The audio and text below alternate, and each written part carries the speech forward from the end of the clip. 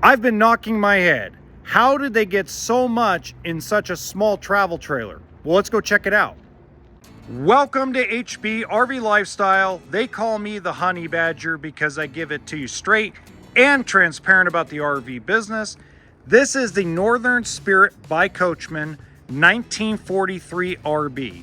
Now, this brand has a really interesting story, which I'll talk about during the entire walkthrough.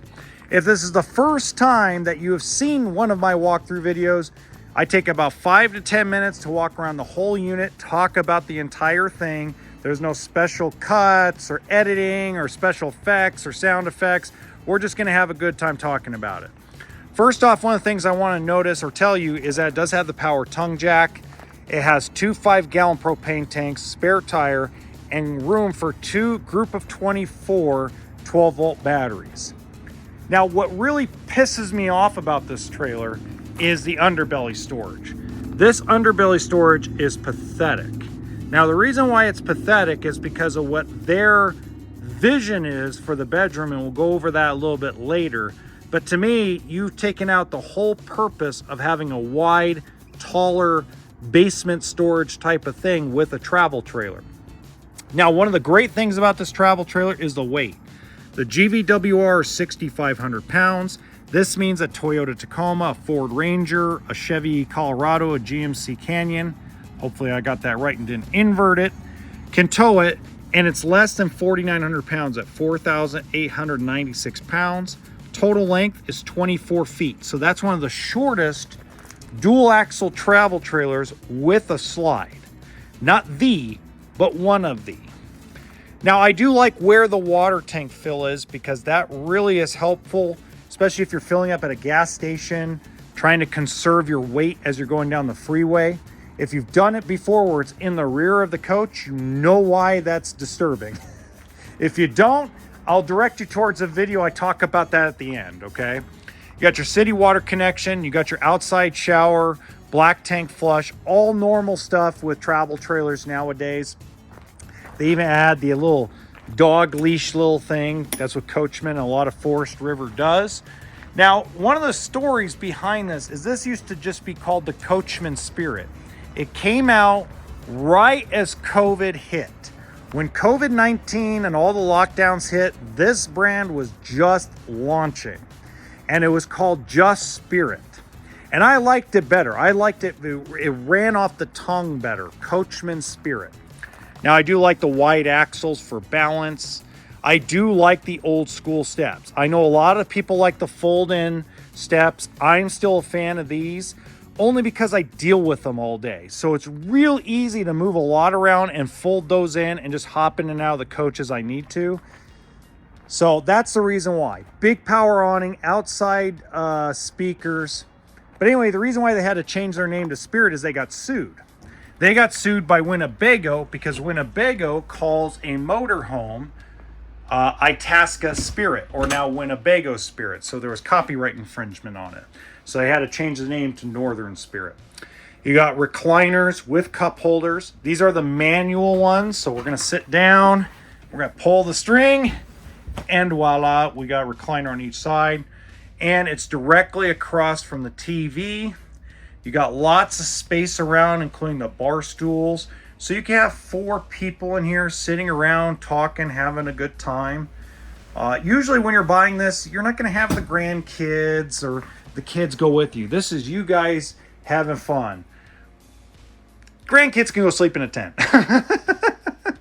Especially if you want a fuel economy type SUV or a lightweight truck. This is perfect for you. This is the bed setup. This is their idea of separation from everybody else, is having the drawers. Now, how it was explained to me when they first told me about this was that they wanted to give you an area to be able to sit down and put on your shoes, pull up your pants, put on your undies. I think it's a waste. Let me know in the comments section what you guys think. I'd rather have the wider pass-through storage. I think this is an absolute waste of time and a waste of materials. Okay. Now, I do like the fact it is a full queen size bed. You don't get those a lot in little tiny travel trailers. I like the closet. I like the cabinet space going up above. I'm not going to open all of them. You saw just 2 of them. I do like also they have outlets on each side of the bed. I'll go back to that in a minute. They even give you a pantry right next to the television and the bar area. So just give you an idea, you have USB chargers and 15-amp plug on each side of the bed along with a nightstand. So again, you can't get everything you want. I understand that. Being in this business for 15 years, I understand you can't get perfection, but just to me, what a waste, right? Okay, this is the other waste. They're not going to get away from it. I've tried. I'm tired of telling them go to a 1-piece sink. They go to a 2-piece every single time. Stainless steel. I understand. It's who they buy from. It's their philosophy. I just don't agree with it. Now, I did find something interesting. Somebody left me a comment on a video where I talked about why I like a 1-piece sink. And they said, well, they've heard guys like Josh, the RV nerd, say, well, I like 2-piece sinks. So yeah, everybody has their own personal preference, but there's just sometimes like a lack of common sense in RV builders. Like common sense would say, let's say that costs an extra $3 to put a 1-piece sink in.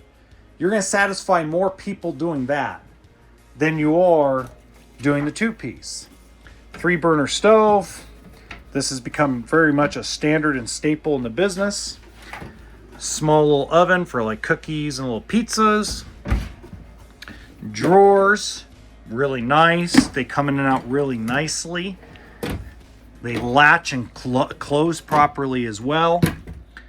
But outside of that, the storage is lacking. But again, small travel trailer, so hard to complain. They give you all that counter space, but don't give you a lot of storage. So, c'est la vie. And then, of course, we know what that's for. Another pantry area by the door next to the refrigerator. So again, the lack of actual kitchen storage is made up in other areas. I do like this 12-volt refrigerator. I have to start becoming a fan because even though my favorite is still the propane electric, this is going to be a standard thing.